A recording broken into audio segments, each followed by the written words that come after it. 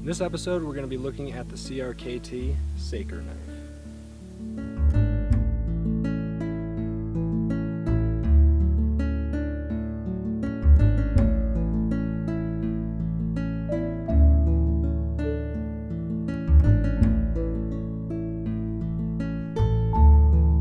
Hey, it's Jude with SurvivoTek coming to you from Boise National Forest.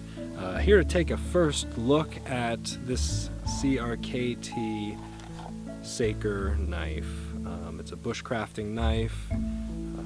I've had it for only a couple days now, but already I'm really enjoying it, really liking it. So let's take a look and see. See what? See why we like it. What are we liking? I'm leaving. The Saker knife is overall 9.2 inches or 23.4 centimeters with a blade length of 4.5 inches or 11.5 centimeters. This full tang knife has a 90-degree spine that's just over 1/8 of an inch or just over 3 millimeters. Made from 1075 steel with a 50 to 55 hardness, this drop point Scandi is a great bushcraft knife. Its walnut handle is very comfortable and well designed. I treated mine with boiled linseed oil as recommended by the Southern High Lifer YouTube channel. My Saker came with a sturdy leather sheath and a CRKT bushcrafting tool with an orange paracord lanyard. The knife by itself weighs in at 5.2 ounces, which is only 1 ounce more than the Mora Bushcraft Black by itself. The whole carry system, including the sheath and bushcrafting tool, is just under 10 ounces, which is a great backpacking, hiking, and EDC weight. Okay, Abe Elias, who designed the knife, also designed the little, I guess what they're calling a bush tool or something. I guess his whole idea behind this was that, you know, in the hands of a bushcrafter, they could turn this into anything from a prying tool to a fire making tool to, I guess he also says like an arrow straightener tool. But in any case, I kind of wanted to see just how efficient it was, and you know, it does have that 90-degree spine on that edge and this edge, so for scraping it's going to work well. Those ridges, all I can figure for those is for scraping and, you know, trying to gather fluff, which I'm not doing too well at. But, you know, I guess take it or leave it. You can decide how you feel about it. I just see it as a little bonus, right? And, yeah. Now to the sheath. It's a nice, thick leather. I'm thinking about mold pressing it so that it fits the knife a little better. I don't know if it really quite fits right. It's more just like pinching it instead of molding around it. So I want to try to mold that. Some people complain that it's not a dangler, you know, that it rides so high up on the belt. Well, I thought there was a simple solution, so I made this. I just cut an edge off of some old belt I got at the thrift store and grabbed some paracord, sewed kind of a loopy thing there, and easy enough just to, you know, I don't even need a fancy knot, just do that. And what this does, it gives me a good foot or so of emergency paracord, and now it's a dangler.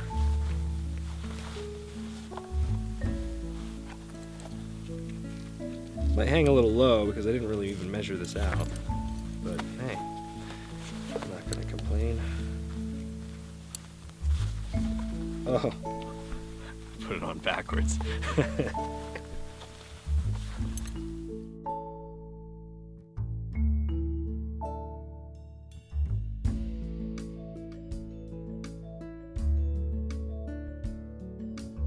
One of the main things that I use knives for most often are for fire making. So I figured I'd make a little tiny one. right here. I'm gonna tell the rangers. Don't get in trouble. This is not a big, beefy kind of survival knife for chopping through wood and batoning and stuff, but just to kind of show that it can, you know, for those smaller batoning tasks, it's gonna do just fine. Not that that was any stress on the knife because it was such a small piece of wood. I brought in all of my own wood for fire stuff, just because I didn't want to take from nature.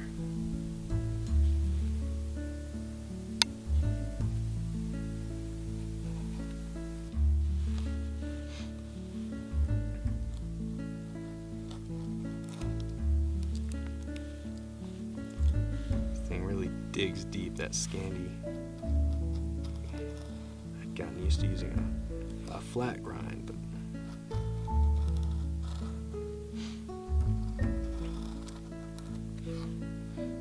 now this handle, it looks small and thin, but it really is very well designed, very comfortable for me and my hands.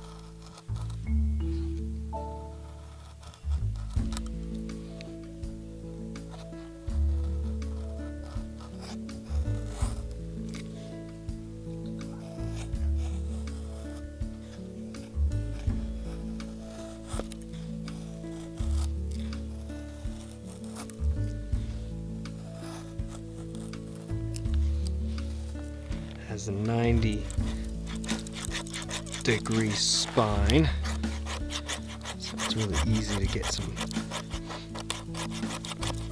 fine shavings.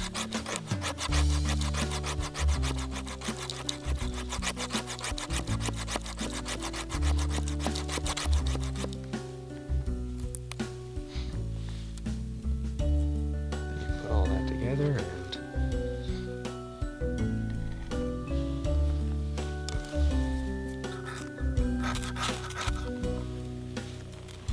Wow, this has never happened before. I never knew you could light a fire. ah!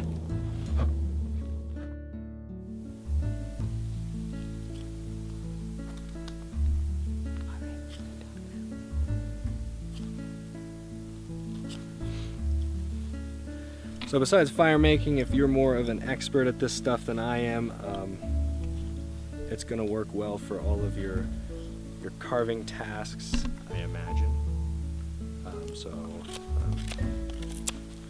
Because of that Scandi, it really bites in deep.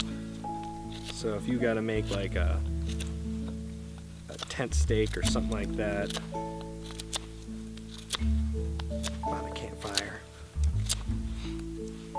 or kill a vampire, as everybody likes to say, that'll work fine. And then if you're notching or something like that, so you can attach that that rope to your tent stake. Does fast work on that as well.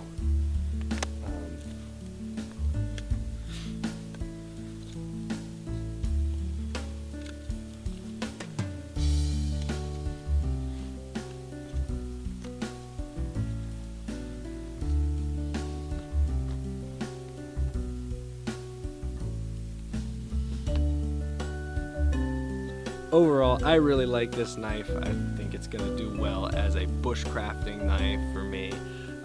It's not a survival knife in my opinion. Now, this is just my opinion, and this is why. For one thing, it's... Well, I mean, wait, let's back up. Any knife is a survival knife if it's on you when you need to survive. So in that respect, it is a survival knife. But this one's primary purpose, I think, is bushcrafting and carving, not going in the woods and trying to chop down trees and survive in the wilderness. I think you're better served with something bigger like a BK7 for that kind of thing. We don't need that fine work. If you're doing fine work, this one is the one I'm going to go to. So I am happy with it. Price on these ones, as I've been looking on, on different internet sites, it's going to range anywhere between the $65 range and up to the $90 range.